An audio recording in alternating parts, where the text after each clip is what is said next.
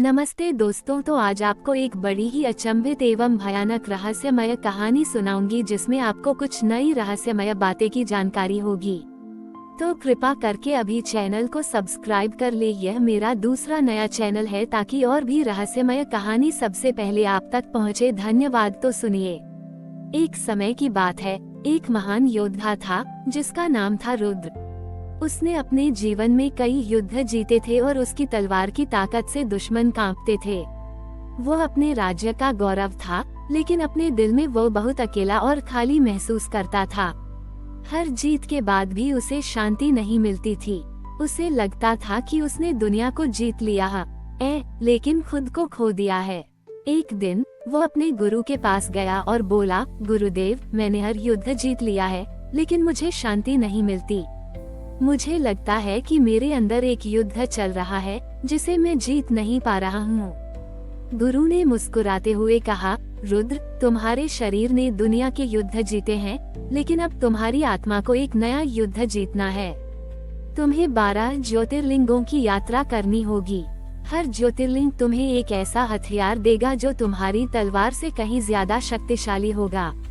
रुद्र ने अपनी तलवार और कवच छोड़ दिया और एक साधारण यात्री के रूप में अपनी यात्रा शुरू की। तारांकन सोमनाथ गुजरात वह सोमनाथ पहुंचा और अरब सागर की लहरों को देखा जो लगातार चट्टानों से टकरा रही थीं, लेकिन चट्टानें अटल थीं। रुद्र ने अपनी आत्मा में धैर्य का पहला हथियार पाया। तारांकन, केदारनाथ, उत्तराखंड व हिमालय के बर्फीले रास्तों पर चला। कड़ाके की ठंड और ऊंचाई ने उसे थका दिया, लेकिन उसने हार नहीं मानी। उसने अपने अंदर एक नई साहस की भावना महसूस की, बाहरी दुश्मनों से नहीं, बल्कि अपनी कमजोरी से लड़ने का साहस।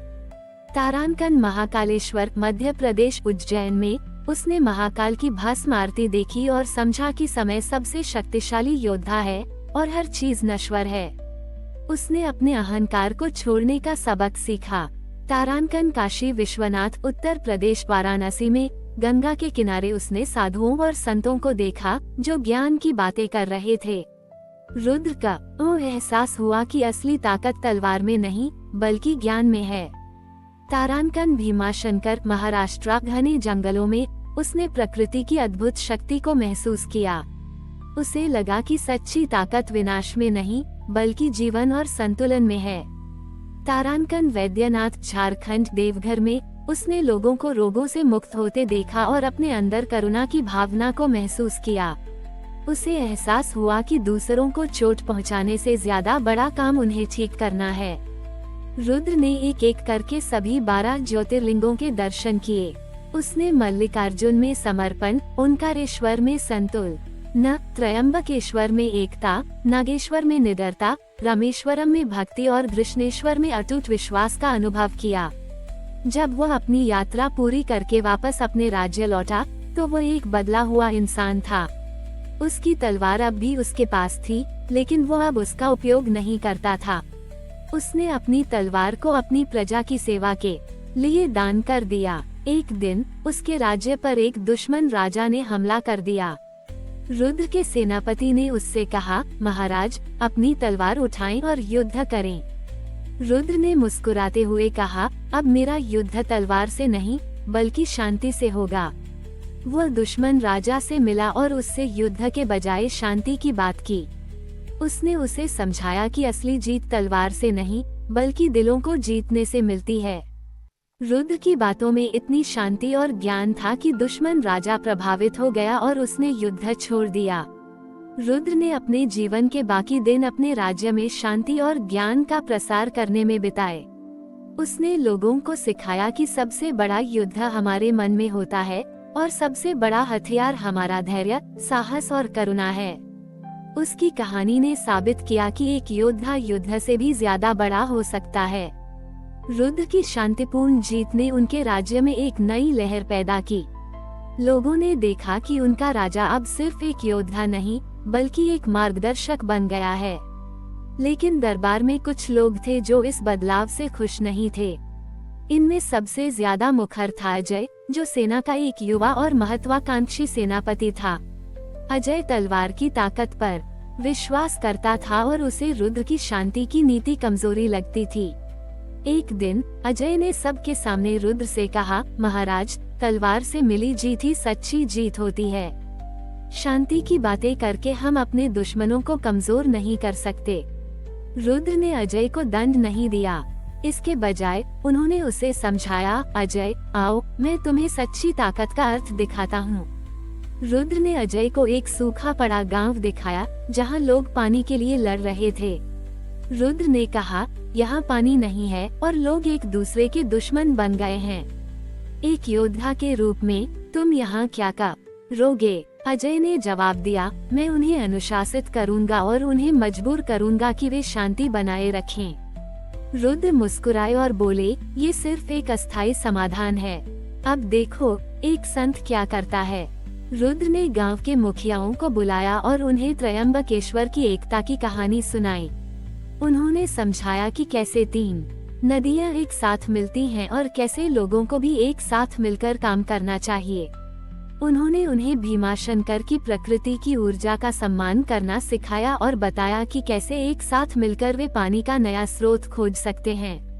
रुद्र ने लोगों को खुद से गड्ढे खोदने और पानी के चैनल बनाने में मदद की। उन्होंने कोई तलवार नहीं उठाई, लेकिन उनकी बातें और उनका काम लोगों को एक साथ ले आए। कुछ ही हफ्तों में गांव में पानी का एक नया स्रोत मिला और लोगों के बीच की दुश्मनी खत्म हो गई। अजय ये देखकर हैरान रह गया। उसने रुद्र से पूछा, महाराज, आपने बिना लड़े कैसे जीत हासिल की? रुद्र ने कहा, मैंने लड़ाई नहीं की, मैंने लोगों को जोड़ा। मैंने रामेश्वरम का प्रेम और वैद्यनाथ की करुणा का उपयोग किया। मैंने दिखाया कि सच्ची ताकत किसी को झुकाने में नहीं, बल्कि किसी को उठाने में है। उस दिन अजय ने अपनी तलवार छोड़ दी और रुद्र का शिष्य बन गया। रुद्र ने अपने राज्य में एक नई प्रणाली की स्थापना की, जहां सैनिकों को केवल युद्ध कौशल ही नहीं, बल्कि शांति, करुणा और ज्ञान का पाठ भी पढ़ाया जाता था। उन्होंने साबित कर दिया कि एक राजा का सबसे बड़ा हथियार उसका दिल और दिमाग होता है, न कि उसकी तलवार। रुद्र के राज्य में एक नया युग शुरू हुआ। उनकी सेना अब सिर्फ युद्ध के लिए तैयार नहीं थी, बल्कि शांति और सेवा के लिए भी प्रशिक्षित थी। सैनिक अब सिर्फ तलवार चलाना नहीं सीखते थे, बल्कि वे लोगों की मदद करना और संकट के समय उनकी रक्षा करना भी सीखते थे। रुद्र ने अपने राज्य में एक नया दर्शन स्थापित किया, जहां साहस का मतलब लड़ना नहीं, बल्कि बचाना था, और शक्ति का मतलब जीतना नहीं, बल्कि जोड़ना था। रुद्र की ख्याति दूर दूर तक फैल गई। अन्य राज्यों के राजा उनसे सलाह लेने आते थे और उनके राज्य को शांति का साम्राज्य कहा जाता था। जब रुद्र बूढ़े हो गए तो उन्होंने अपने सबसे प्रिय शिष्य और सेनापति अजय को अपने पास बुलाया। अजय अब एक बूढ़ा और ज्ञानी व्यक्ति था, जिसने अपनी तलवार को ज्ञान की कलम से बदल दिया था। रुद्र ने अजय का हाथ पकड़ा और बोले, पुत्र, मेरी यात्रा अब पूरी होने वाली है। मैंने 12 ज्योतिर्लिंगों के दर्शन किए और हर जगह एक नया सबक सीखा, लेकिन मुझे आखिरी सबक तब मिला जब मैं वापस आया। मुझे एहसास हुआ कि सबसे बड़ा ज्योतिर्लिंग बाहर नहीं, बल्कि हमारे भीतर है। ये हमारे दिल में बसता है, जहाँ सोमनाथ का धैर्य, केदारनाथ का साहस, वैद्यनाथ की करुणा और रामेश्वरम का प्रेम एक साथ मिलकर एक ज्योति जलाते हैं। रुद्र ने अजय को अपना उत्तराधिकारी घोषित किया और कहा, तुम्हारी सबसे बड़ी जिम्मेदारी राज्य की सीमाओं की रक्षा करना नहीं है, बल्कि लोगों के दिलों की रक्षा करना है। उन्हें प्यार, शांति और ज्ञान का मार्ग दिखाना। ये कहकर रुद्र ने अपनी आंखें बंद कर ली और शांत हो गए। उनकी मृत्यु के बाद उनके राज्य में कोई दुख नहीं था, क्योंकि लोगों को पता था कि रुद्र ने उन्हें सबसे बड़ा धन दिया था, आंतरिक शांति का धन।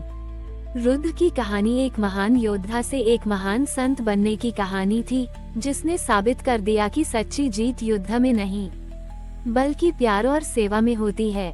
हमारी और भी आध्यात्मिक एवं अनोखी कहानियाँ देखने के लिए हमारे चैनल पर जाएं तथा धार्मिक एवं पौराणिक अनोखी कहानियाँ हमारे चैनल पर है। कृपया जाके देखें तथा हमारे चैनल को सब्सक्राइब करके रखें और वीडियो लाइक जरूर करें। धन्यवाद।